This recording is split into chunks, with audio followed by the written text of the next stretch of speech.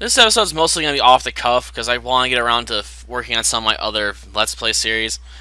And to be honest, I don't think this is going to be the most attention-grabbing series I'm going to be working on right now. And I'd rather talk about Star Wars stuff more freely anyway. I think writing a script makes me sound a bit robotic when I'm talking about the episodes. Maybe a little bit. At any rate, Rising Malevolence feels like it makes as many steps forwards as it does backwards in some regards. On one hand, it introduces a new super weapon into the conflict which could change the outcomes of future battles. On the other hand, it's the second episode, so you almost are guaranteed that it's going to be destroyed at some point in the near future. Yeah, I know. I've learned my lesson from series like Star Trek Voyager and whatnot. When you see an early game changer, it's usually not going to be followed up on. Magic reset button and everything, you know.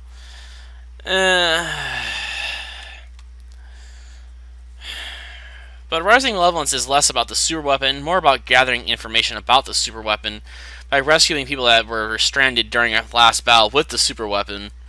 Master Jedi Kuhn fleet was sent after the super weapon. After tracking it down to some remote sector, his fleet was pretty much blown away in a matter of minutes.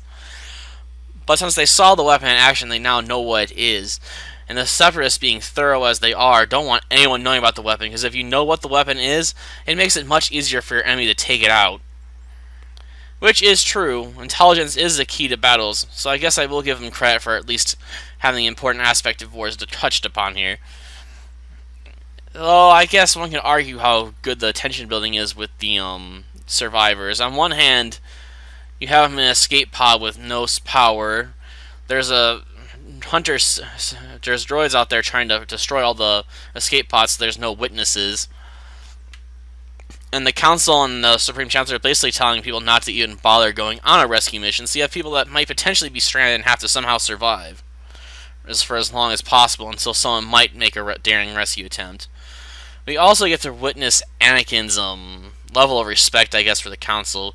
On one hand, he'll follow their orders about positioning his fleet. On the other hand, he feels free to redeploy himself and his Padawan to go on a rescue mission even without their approval. A rather reckless decision considering what almost happens. Though watching them escape at the nick of time by making a hyper jump at the last second definitely helps to make you feel tense as you're like, they're not going to make it, they're not going to make it, even though you know they have to make it. At least if you've seen the movies. Which is probably why making prequel stuff is almost always a bad idea in some regards.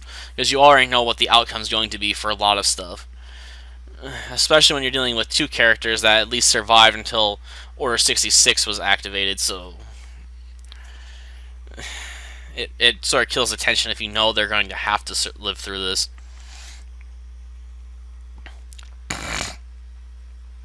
Hopefully, as the series progresses, they'll start telling stories about characters we're less sure of their fates. Because talking about characters that we know from the movies alone survived probably isn't that good of an idea. Just saying. As far as an episode itself goes, it's watchable, but I think it isn't pertinent, to be honest. I mean, with the obvious tension being ruined if you have foreknowledge, there's just not much to the episode. I guess if you go in there not knowing anything about the Revenge of the Sith movie, it might work a bit better, but as it stands, no. Well, I guess until tomorrow when I work on episode 3. Till next time.